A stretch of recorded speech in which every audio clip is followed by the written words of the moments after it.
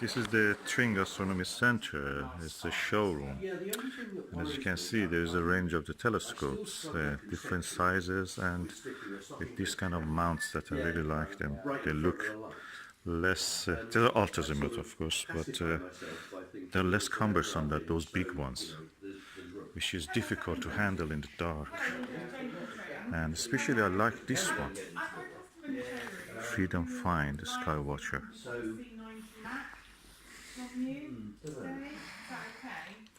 I think what I need to do, 52268. I need to have a go with a 9 1/4 or 11 edge and see how I can get on with it in terms of guiding versus exposure. I like this one a lot. That's actually the one. But what I want also to show is this tiny Dobsonian style reflector, Newtonian reflector, which actually you can pack it into the tiny packaging. Put the screw back, you can push it down,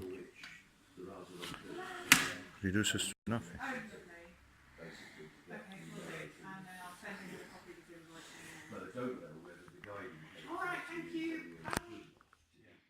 Now this Skywatcher tiny reflector actually can fit on this. There's a dovetail bracket and it can fit on this. And I tried it, it's quite sturdy. Of course this is on the lowest point now, but that yet it is sturdy. Doesn't show much. This is a Skywatcher Skymax 150mm Maksutov telescope.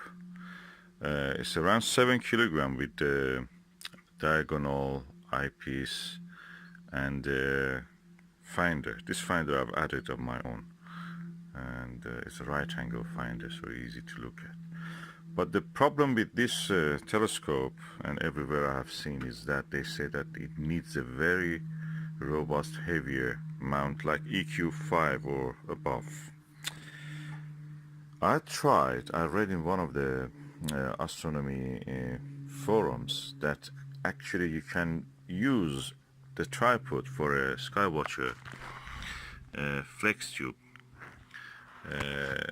Dobsonian mount. I'll show you the telescope itself, the box of it, you will remember. That's the telescope I'm referring to, and for the International Year of Astronomy 2009. A special edition. This Dobsonian mount here that you can see at the center is the one I'm using. I must say it looks quite impressive on this mount, and the only worry is that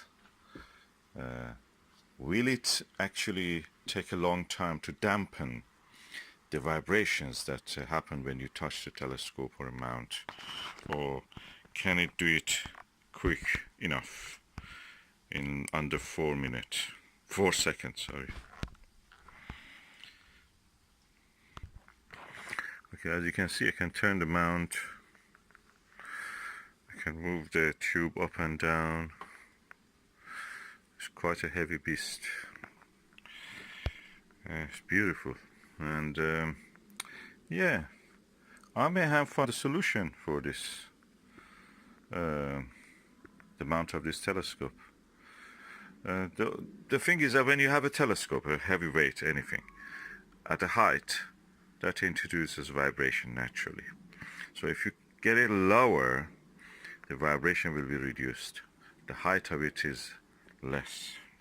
So let's hope that this will work. Okay, this is the eyepiece that came with this telescope. It's lightweight, but it's 2-inch. So the good thing about this also is that this is 2-inch. The barrel and the diagonal. So let me install it and see how it is. The eyepiece is lightweight. This one is lightweight. I have heavier than that, with half a kilo or more. So it's better to use a lightweight one just to see how it is. Okay, I've now installed the eyepiece, and of course I have to remove the lens cap, the front cap. can take a look here. The telescope is not balanced at this stage, so I'm going now to move it along so to make it a little bit balanced. Okay, the eyepiece added some weight to it, so I had to balance it. I moved it slightly toward this direction, so the weight in this direction will be equal to the weight this direction. That's the fulcrum, the center of the gravity, you can call it also. And hopefully that will stay, so I can move it up and down, and to the left and right. So let me target something.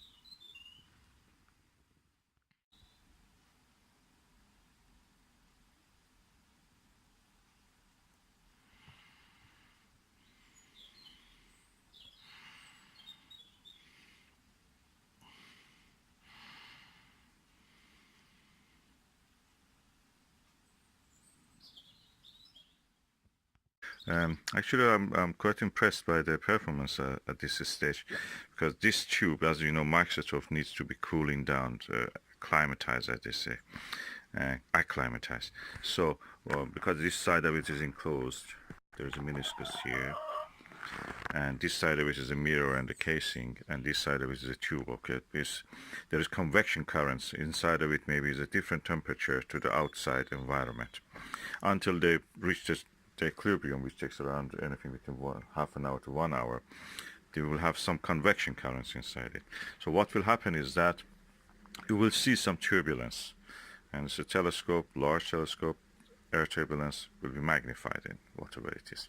So you have to let it cool down. But for the short period of time that I was able to actually video this, I was impressed.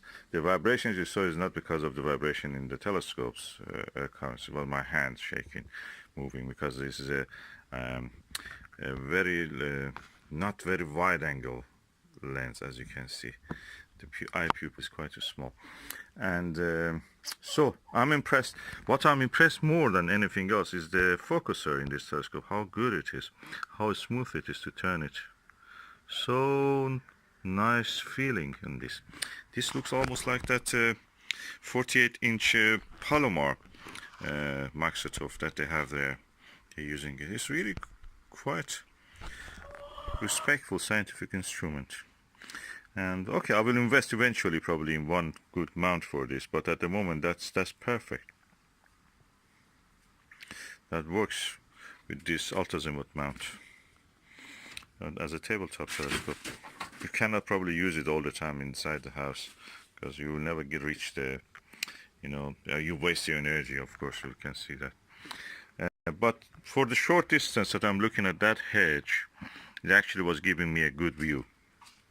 And of course, if there isn't a moon or anything outside, I can watch with this. So far, so good. Solution for a big problem found. A cheap Dobsonian mount will do the job. Okay, I've now installed my Max Vision 68 degrees 34 millimeter eyepiece. There's a very wide viewing angle. I was really impressed with the image quality on this one. I'm holding the camera. I'm looking forward. That shows the difference between a cheap eyepiece and a good quality eyepiece.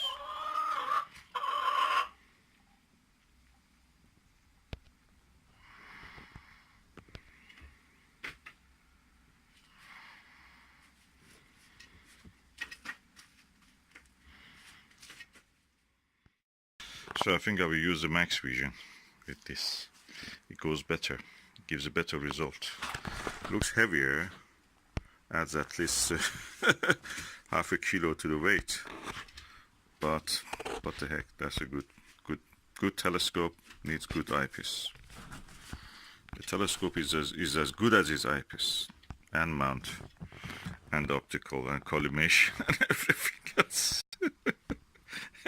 It's a mad hobby. Okay, I've now put the telescope in the rest position. As you can see, the ball bearing here is really holding well so far, hopefully. And just ending this video with the comparison between the 2-inch eyepiece 28mm that came with the telescope and the Max Vision eyepiece.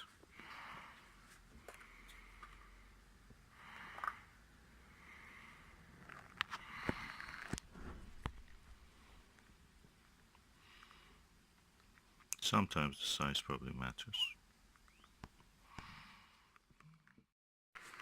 And as an extra measure, I lowered the tube so it will not touch but just be close enough to the bottom of the base of the Dobsonian mount. We will see how it will all done. So far so good.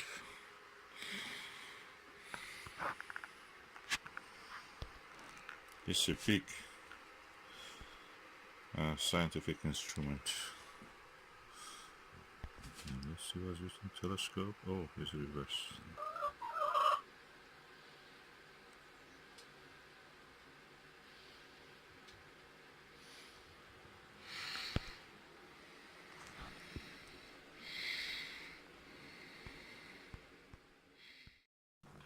The important part of this Dobsonian mount is this ball bearing here and the head, ball head, which is this part, and it's holding to it.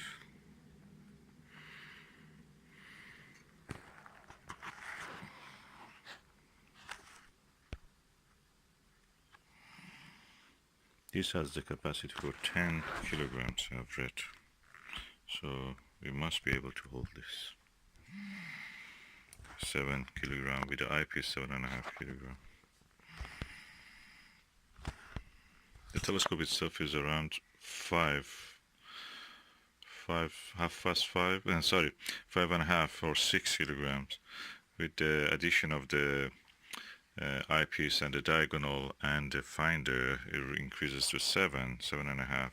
Half a kilo of the eyepiece, if you use the Max Vision heavy eyepiece, that will increase it to around 8 kilograms, yet within the limit of this. But the best chance comes when we observe something like the moon. But this is the biggest telescope you can have probably on the Dobsonian mount on the tabletop.